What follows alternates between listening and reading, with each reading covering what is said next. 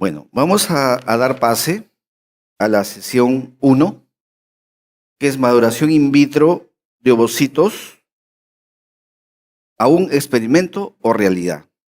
La presidenta de la mesa, la doctora Patricia Orihuela. Por favor, Pati. Patricia Orihuela es médico fundador y director médica del Centro de Fertilidad y Reproducción Asistida CEFRA, jefe de servicio de ginecología especializada del Hospital Nacional Eduardo Rebolleate Martins en Lima, Perú, pre y posgrado de la Universidad Peruana Cayetano Heredia, posgrado en Hospital Arzobispo Loaiza por la Universidad Peruana Cayetano Heredia, especialista en fertilidad con entrenamiento por Placir en Clínica Las Condes, Santiago de Chile, miembro titular de la Sociedad Peruana de Fertilidad, miembro de la Sociedad Peruana de Ginecología y Obstetricia, miembro de la Sociedad Peruana de Endoscopía Ginecológica, miembro de la Red Latinoamericana de Fertilidad Red Lara, miembro de la Sociedad Europea de Reproducción Humana y Embriología ESRE, miembro de la Sociedad Americana de Reproducción Asistida SRM y múltiples publicaciones. Entonces, Pati.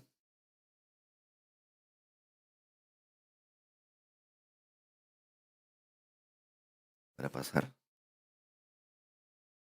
Acá está.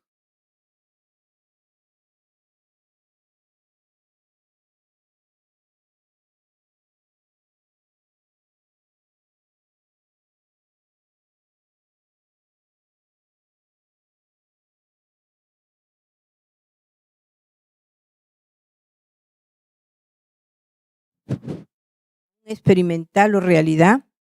La moderadora, la doctora bióloga María Alejandra Pérez Padilla. La voy a presentar.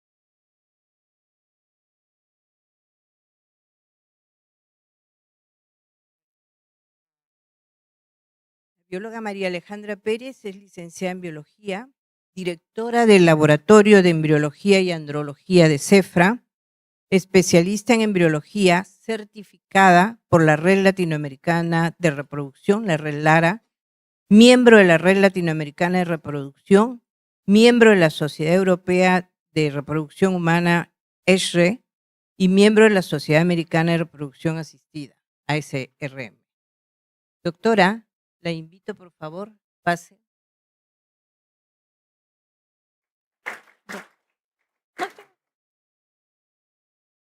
Como primera charla de la sesión tenemos al doctor Michel Devos con el tema de la historia de la evolución del IBM.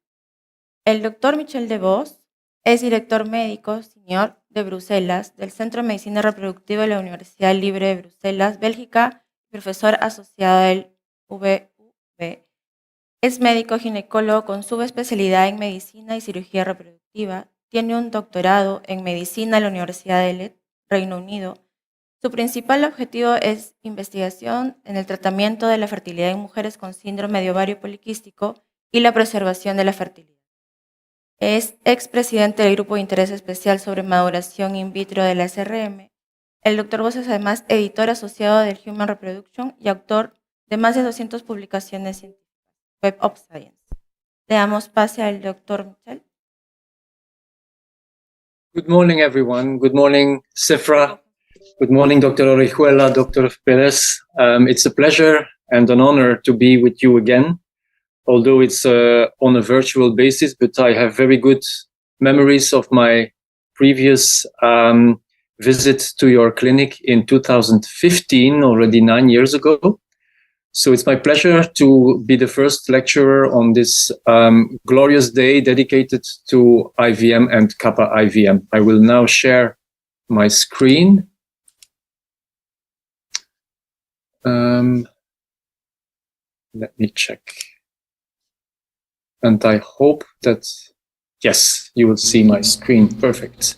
La intérprete se So, there we disculpa. go. Tenemos Okay, la hold on. intérprete se disculpa. Tenemos problemas de sonido. So let's talk about the history and evolution of in vitro maturation of oocytes in the Y aquí clinical vamos a ver context. la.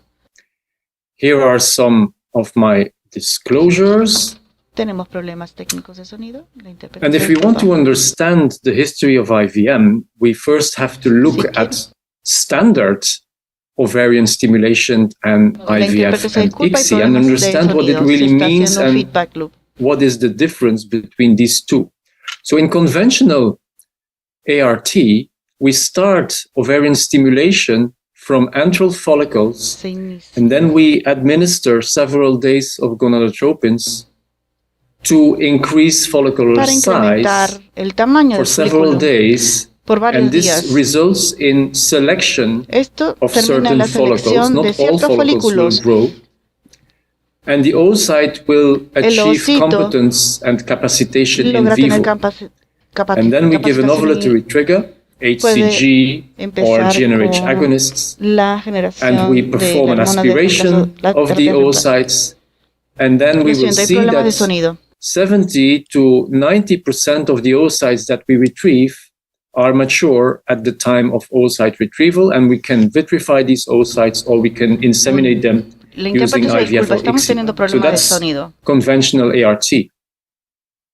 But let's look very Vamos a ver closely now at the de cerca el folículo y ver cómo el ovocito se detiene en una etapa inmadura.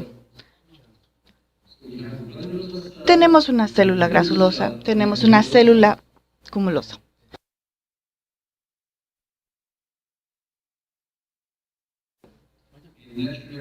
¿Lo sentimos? Hay problemas de sonido. Hay un precursor que se une a la célula cúmulos. Cuando esto sucede, el CNP facilita la conversión del GTP al CGMP. Esto es muy importante. ¿Por qué? Porque se transmite a la zona para inhibir la fosfodiesterasa. Y esta es la enzima que cataliza la degradación de la CAMP. En la medida que tengamos un CGMP y en el ovocito tenemos un CAMP alto, vamos a parar la progresión meiótica. Esto es una situación fisiológica. Cuando eliminamos este complejo de cúmulo de ovocitos, algo va a suceder, algo no fisiológico. ¿Por qué? Porque hay una disrupción física de la conexión y esto va a resultar en una caída de la proporción del CAMP en el ovocito. Y cuando esto sucede, entonces el ovocito va a continuar con su meiosis. Y como esto no es fisiológico, se hace de manera no atemporal. Esto trae consigo varias consecuencias.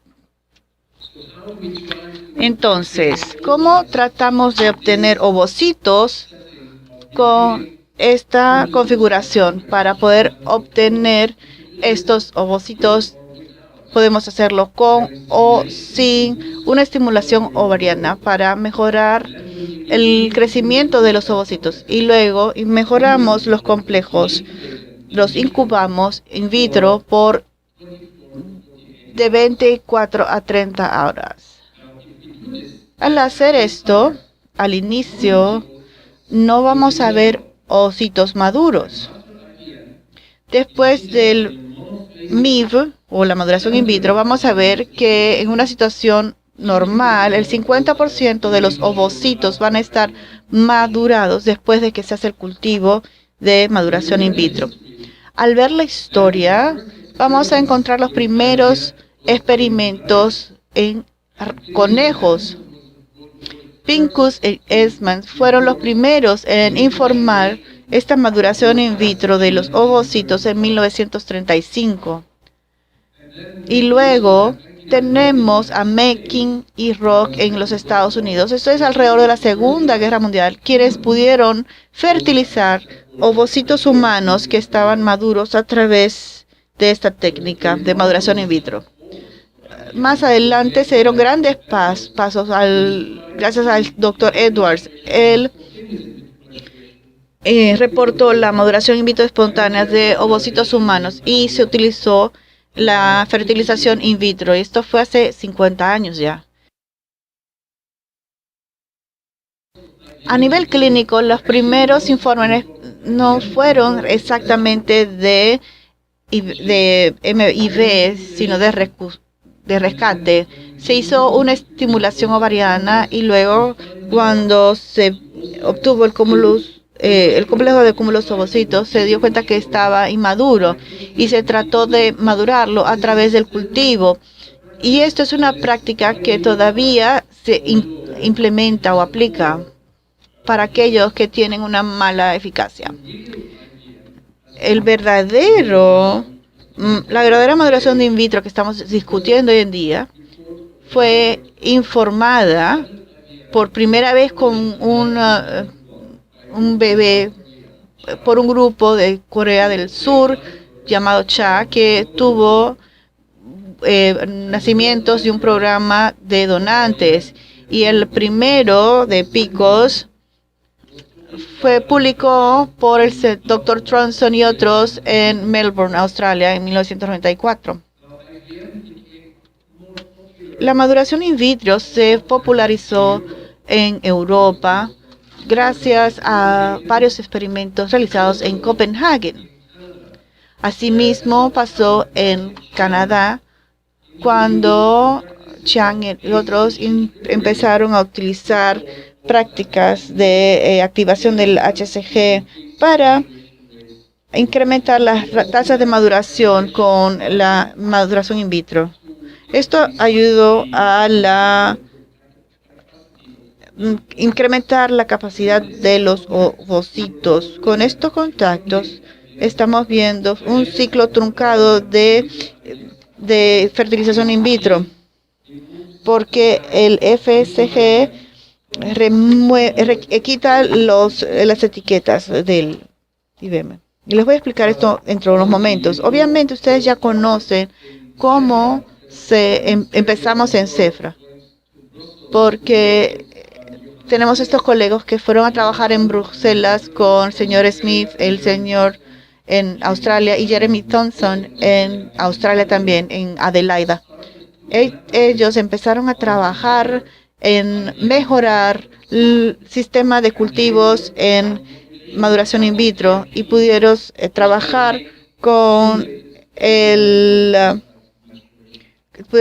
la maduración in ciclo. Entonces, esta investigación es una que hoy ha estado en pie por más de 20 años. En Bruselas hemos estado utilizando la maduración in vitro desde el 2010-2011 y hemos observado que cuando realizamos una transferencia fresca de maduración in vitro no hemos tenido buenos resultados. Entonces, hemos trabajado con embriones diferentes para obtener mejores resultados clínicos. En Australia hubo un proyecto de Melanie Ross que estimuló a los ovocitos y a los folículos para llegar a un tamaño de 10 a 20 milímetros y le añadieron un serum materno. Y esto permitió un buen desarrollo de los blastocitos y tuvieron unas buenas tasas de embarazo después de eso.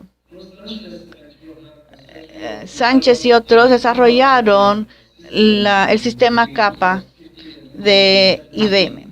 Y esto fue en el 2017 y luego fue adoptado por Wong y otros en la ciudad de Ho Chi Minh, Vietnam. Ellos publicaron el primer RCT comparando el CAMPA con la estimulación ovárica no padronizada. Y luego tenemos el IBM con tejido ovariano en el 2020. Y también para el año 2021 ya no se consideraba la maduración in vitro como algo experimental. Recientemente La MIV fue considerado como una alternativa para estimular la fertilización in vitro en los pacientes con síndrome de ovario poliquístico. Entonces, ¿quiénes son estos pacientes que estamos proponiendo para que hagan estos tratamientos de maduración in vitro? Bueno, se lo ofrecemos a ciertas mujeres que tienen el síndrome de ovario poliquístico con una infertilidad por la carencia de ovulación, y se le ofrece este tratamiento para evitar las inconveniencias, así como los riesgos y efectos colaterales de la estimulación de las gónadas. Y también hay veces que los pacientes prefieren tener un tratamiento con menores cargas hormonales, y también hay incentivos financieros porque no son tan costosos. Asimismo, hay otros contextos. Por ejemplo, hay mujeres con resistencia a la FSH. Y también tenemos los casos oncológicos. Vamos a ver ahora nuestra población objetivo. Son pacientes con anovulación y infertilidad y ovario poliquístico.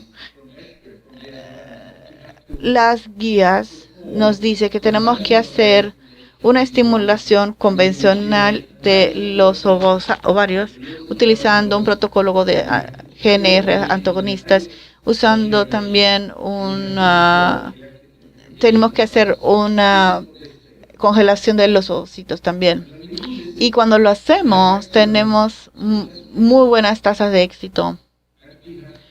Y ya no tenemos un síndrome de hiperovulación. Esto nos ha demostrado la literatura. Pero, ¿qué quiere el paciente? ¿Queremos preguntarles a los pacientes? Sí, claro, tenemos que preguntarles a los pacientes qué desean, porque los eventos colaterales no solamente serios para los pacientes con picos, sino también sabemos que hay una gran proporción de estos pacientes con ovarios poliquísticos que sufren. ¿Por qué? Porque tienen síndromes que van de los ligeros a severos o graves. Y algunas veces tienen torsiones ováricas. Acá tenemos un ultrasonido de un paciente con ovario poliquístico que tiene una sobreestimulación. Ella fue tratada, ella no pudo caminar por meses porque sus ovarios estaban tan inflamados que le impedían caminar. Y cuando vemos los estudios, observamos que hay un estudio en los Países Bajos que se ve una menor tasa de éxito para poder tener menos efectos colaterales. 50% de los pacientes decían que sí querían tener un tratamiento con menor carga y que van a estar contentas de permitir o sobrellevar esta tasa de éxito menor. Ahora, estas pacientes con ovario poliquístico, si tienen un AMH alto, va a ser que se reduzca la enzimas aromáticas y los folículos no van a responder tan bien, así que necesitamos una alta dosis de FSH para superar estos límites. Y esto no es lo que observamos en las mujeres que tienen una AMH elevado o moderado y no tienes incremento de la testosterona. Entonces, la estimulación de los ovarios a nivel estándar es muy bueno porque se incrementa la tropinas de las gónadas. Y esto hace que sea favorable para los pacientes con ovario poliquístico. Ahora, hay ciertos casos donde no es favorable. Aquí tenemos una imagen de un ovario poliquístico con un pequeño número de androfólicos, y aquí tenemos en el ovario que hay una estroma denso sin folículos y esto es una paciente con un síndrome metabólico, un AMH muy alto, y al ver el incremento de las gonadotropinas, de repente encontramos una explosión del crecimiento de los folículos, y este margen terapéutico del paciente es bien pequeño, entonces dificulta el monitoreo para tener una buena estimulación ovariana. Ese es un paciente que se beneficiaría mucho de recibir una maduración in vitro. Con esta maduración in vitro tenemos que inyectar menos hormonas. No hay necesidad de monitoreo. Podemos hacer una obtención con adelanto. Conocemos que los efectos colaterales son menores y esto ha sido publicado recientemente en FIS Ciencias. Se indica que tiene menos efectos colaterales en comparación con la estimulación estándar. Y aquí el detalle es que es menos eficiente con respecto a la técnica anterior. Y esto se define con resultados a la base acumulada. Con la estándar tenemos una tasa que es mucho más alta. Tenemos muchas razones. El complejo de cúmulo ovocito es como un hardware. No está listo todavía y hay una falta de apoyo para el complejo de cúmulo ovocito. También sabemos que algunos folículos que hemos funcionado y que hemos obtenido, algunos de estos folículos ya están en una fase artrítica. Esto quiere decir que es un ovocito de mala calidad. Hay mucha sincronía entre la maduración nuclear y citoplasmática. Y esta es la razón por la falta de eficiencia. En el 2012 se publicó un artículo sobre la inestabilidad y decía que la maduración in vitro no debería ser realizada y que deberíamos de parar de invertir esfuerzos de investigación en los tratamientos de maduración in vitro. Sin embargo, hemos visto que muchos científicos y médicos no querían escuchar estas informaciones y continuaron trabajando para mejorar la tasa de éxito de la maduración in vitro. Lo vemos acá en Bruselas. En la Universidad de Ghent se hizo una investigación para mejorar el sistema de maduración in vitro. Lo mismo fue el caso de Australia, Vietnam, en Canadá, Copenhague, Milán, algunos en China. Entonces, observamos que los centros clínicos de maduración in vitro querían mejorar los resultados y continuaron trabajando en ellos. Algunas personas han trabajado con un enfoque clínico. Estas son las personas que básicamente están en Copenhague, Italia, Canadá. Ellos estaban viendo si el cebado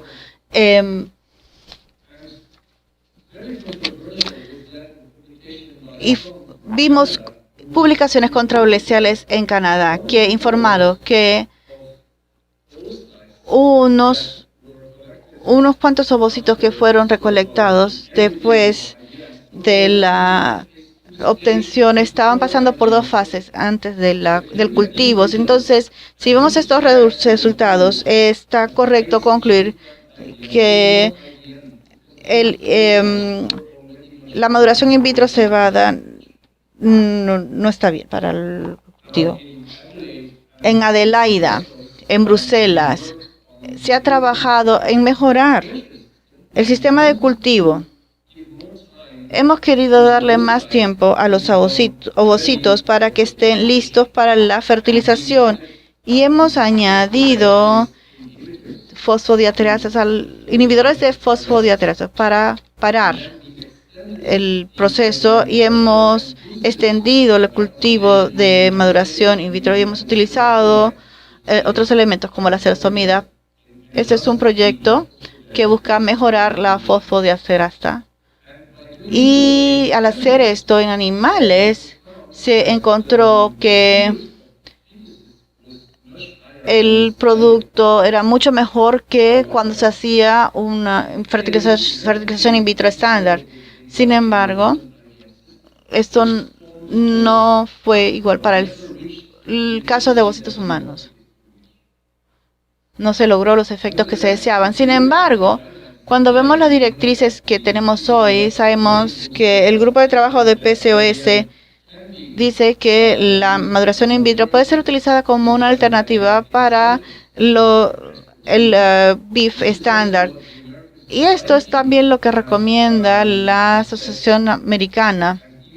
Incluso ESHRE y el doctor Pérez ya lo mencionó, que la maduración in vitro no debe ser considerado como un suplemento si tenemos pacientes con ovario poliquístico o que responden mucho a los estimulantes. Los pacientes con ovarios poliquísticos requieren nuestra atención cuidadosa porque la carga mundial de infertilidad por ovario poliquístico incrementó significativamente del 1990 al 2019. Hoy tenemos alrededor de 15 millones de personas que están sufriendo de infertilidad por el ovario poliquístico. Cuando hemos tratado de inducir la ovulación utilizando clomofina, entre otros, es muy difícil obtener una reclutación folicular dominante. Entonces tenemos agentes, tenemos un FSH recombinante para inducir el crecimiento en los pacientes. Si vemos que este es un paciente que ha tenido que venir varias veces a la clínica para fines de monitoreo, y esto también requiere mucho tiempo perdido en el tráfico. Así que tenemos pacientes que están cansados de estos tratamientos de fertilidad cuando están tratando de tener una inducción. Para las mujeres, la maduración in vitro es un alivio porque tiene un tratamiento pequeño de gonadotropinas. Puedes obtener los ovocitos de manera transvaginal. Esto es bien fácil. Luego se hace el tratamiento, se obtiene el complejo cúmulo ovocito, lo incubas y luego le das progesterona a los pacientes desde el día que se toman para inducir que se pare el ciclo menstrual. Si vemos los datos, sabemos que el número de nacimientos vivos acumulados aún son diferentes. En el caso de Australia, observamos una brecha de 10%, y lo mismo va para Vietnam, China. Y el año pasado hicimos un estudio en Bélgica donde el resultado acumulado de estas estimulaciones ovarianas en mujeres fue de 63%, cuando antes se hacía la maduración in vitro era solamente 42%, o sea que todavía tenemos un vacío. Ahora, ¿cómo podemos promover la maduración in vitro en los pacientes? Bueno, primero tenemos que decirle que tengan un estilo de vida saludable, y si ya han tenido tratamientos de fertilidad anteriores, eso no va a depender de lo que le ofrecemos. Entonces, lo primero que hacemos es una inducción de la ovulación con agentes orales, luego hacemos estimulación de las gonadotropinas. Y si esto no funciona, podemos también ver el nivel de la hormona antimulerina. Si este nivel incrementa, y esto es muy importante. A ver, esto no es una línea fija. Tenemos que ver cuando una persona está apta para la maduración in vitro o no. Si tenemos menos de 6 nanogonas por mililitros, entonces la mayor parte hacemos una técnica de reproducción asistida. Ahora, si es muy alta, lo que hacemos es dar la asesoría a la paciente y le pedimos la opinión y le preguntamos qué es lo que desea. Ella quiere tener una tasa que tenga la mayor probabilidad de quedar embarazada o la que tenga la menor carga en la paciente. Dependiendo de las prioridades de la paciente, le ofrecemos ya sea la maduración in vitro o la fertilización in vitro estándar. Y por eso es importante asesorar bien a la paciente. Teniendo en cuenta todo eso, tenemos diferentes abordajes para las pacientes poliquísticas. Tenemos la estimulación estándar, que requiere por lo menos 50 unidades por día, y con IBM o la maduración in vitro, no hay respuesta. Hay una tasa de éxito razonable que no siempre se observa con los otros. Tenemos una transferencia en congelado y no hay, bueno, hay ligeros incrementos de riesgos obstétricos. Es importante realizar la transferencia de los embriones durante un ciclo donde hay cuerpo lúteo. Se utiliza lutesol para promover el crecimiento del folículo y luego activar la ovulación y luego hacer la transferencia. Es menos preeclampsia cuando se hace de esa manera. También en Bruselas estamos viendo los parámetros de seguridad para la maduración in vitro estándar y no vemos diferencias con la estimulación ovariana convencional, pero tenemos que hacer que la maduración in vitro sea más eficiente. Entonces hay que ver las mejoras en el sistema. Con el sistema capa IBM se encontró que cuando podemos bloquear la meiosis, finalmente vamos a tener ovocitos más maduros. Y en el sistema de Vietnam funciona. Y sabemos que Perú está trabajando en ello también. En Bruselas deseamos ver más resultados similares en el futuro próximo. ¿Por qué? Porque con esta premaduración in vitro, con folículos pequeños que no tienen un camino de señales de FSH, tenemos elementos cruciales, mientras cuando tenemos más grandes, como tendrán solución con la maduración in vitro monofásica. Y en pacientes con cáncer también podemos hacer IBM, podemos utilizar una punción transvaginal para IBM o podemos añadir el sistema de IBM a la criopreservación de tejido ovárico. Ahora, en IBM el número de nacidos vivos sigue siendo muy pequeño, es solo un poco. Entonces, en el entorno de cáncer todavía no hay suficiente información con respecto a la eficiencia de la IBM.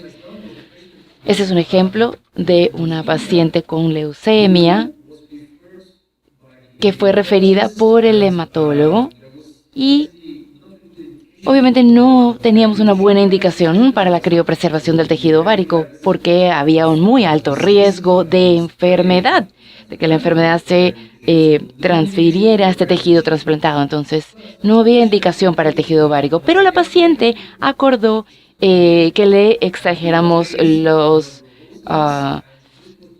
ovocitos y lo hicimos. Obtuvimos 10 de 14, pudimos vitrificar 10. Luego, 5 meses después de que terminó su quimioterapia, hicimos criopreservación del tejido ovárico. Esto es algo que puedes hacer en pacientes con leucemia. Antes de la quimio, hacemos esto para la IBM, pero justo antes de la irradiación total y la trasplante de células madre, cuando la densidad todavía sigue siendo buena, puedes hacer criopreservación del tejido ovárico. Y esto es lo que hacemos en pacientes que tienen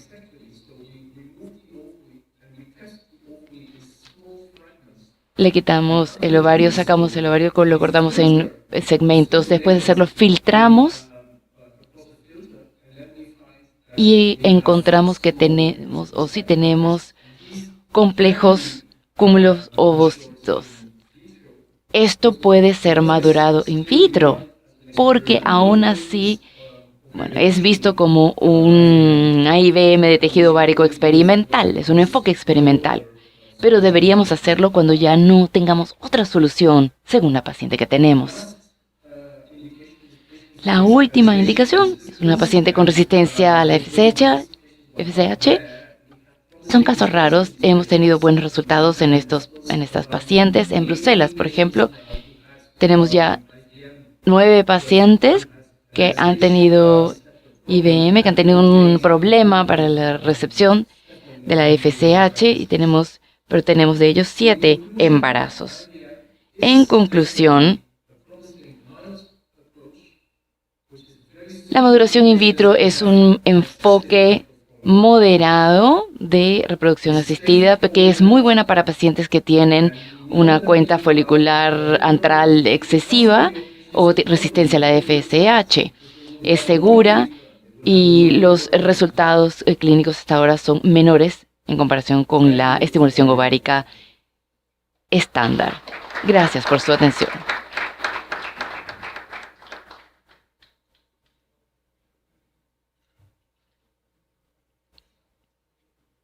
Muchas gracias, doctor Michel DeVos. Thank Ahora you very much, Dr. continuamos con Michel la ronda de DeVos. We will now preguntas. continue the round of questions.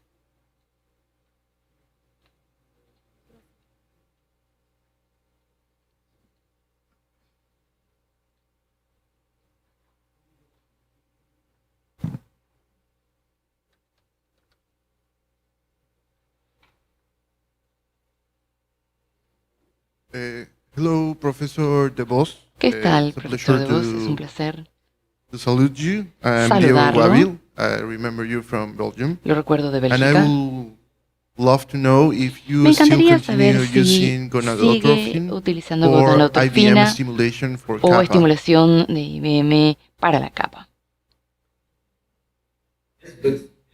Sí, pero en la capa IBM, que es justamente lo que vamos a ver más tarde, en el estudio de Vietnam, no había diferencia entre la capa, la maduración in vitro con capa, con FSH o sin FSH. La capa IBM funciona muy bien para todos los políticos y aparentemente no hay necesidad de estimular el crecimiento, pero estoy seguro de que van a tener más detalles gracias a los presentadores que tenemos el día de hoy. Muchísimas gracias.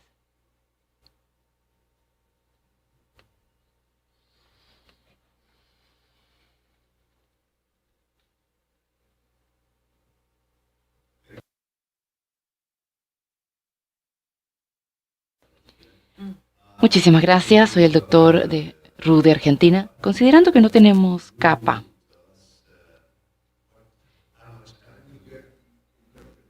I apologize. I will repeat in English.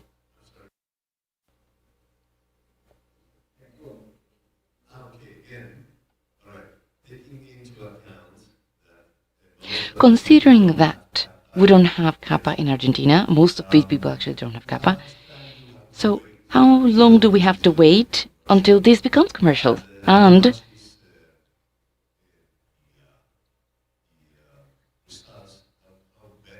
how do you think, how better may the results be in pregnancies or with or without kappa in IBM?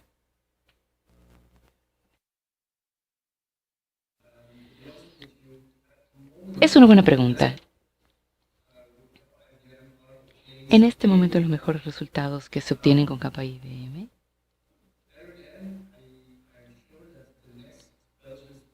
son buenos, pero estoy segura que el siguiente speaker, el profesor Johan Smith, le dará más detalles. En Bélgica utilizamos básicamente IBM estándar.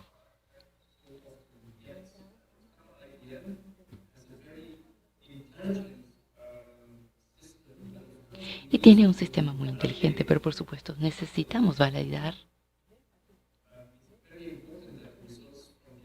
los resultados. Y es importante que los resultados de Vietnam sean favorables. Por lo cual queremos confirmarlos.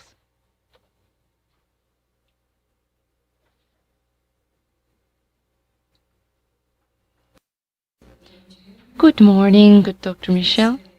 Excellent presentation. Thank you for that.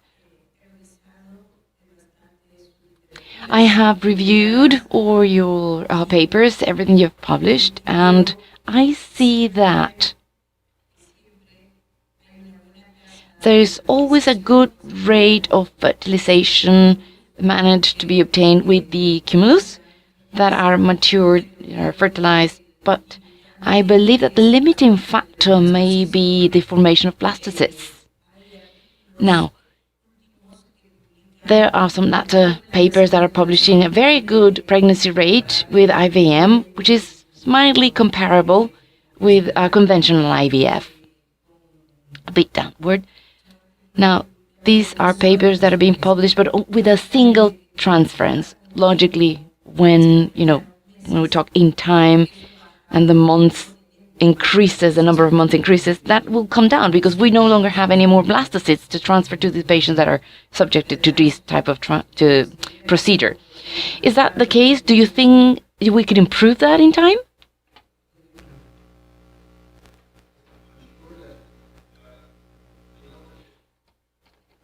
Sí, estoy segura de que con estos sistemas innovadores de cultivo, porque en este momento los blastocitos se logran con IVM estándar. En Bruselas,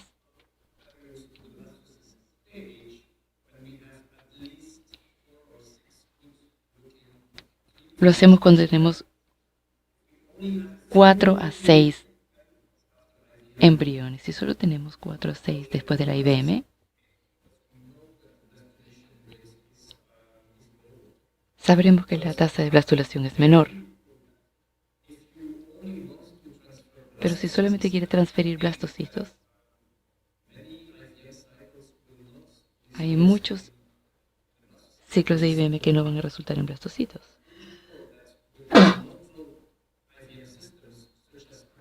Estoy segura que en los sistemas más novedosos como capa IVM, esta tasa de blastocitos va a subir.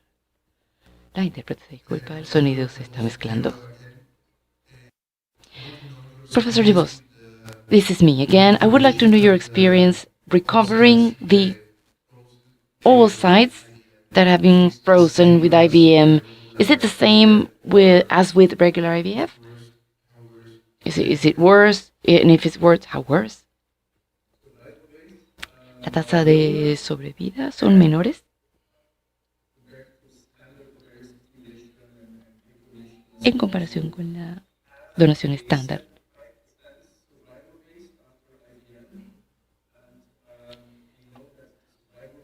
Sabemos que la tasa de sobrevida es menor. La intérprete se disculpa, el sonido se solapa.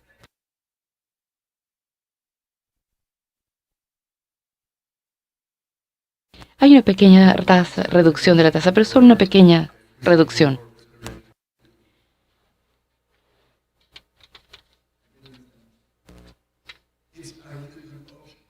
It is a really good option to preserve fertility with the IVM. I'm just saying.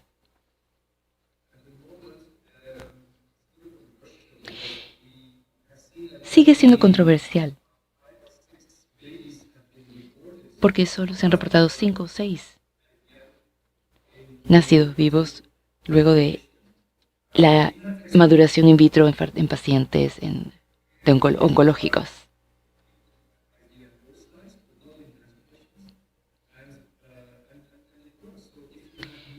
Lo hemos hecho con pacientes sin cáncer y ha funcionado. Entonces, si no hay ninguna otra opción, no hay tiempo, como el caso oncológico, donde no tenemos tiempo de hacer la estimulación. Entonces la maduración in vitro es lo mejor que podemos hacer por estas pacientes. Thank you very much.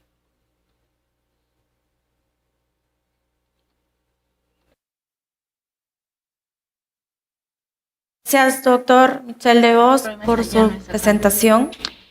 Thank you for your presentation.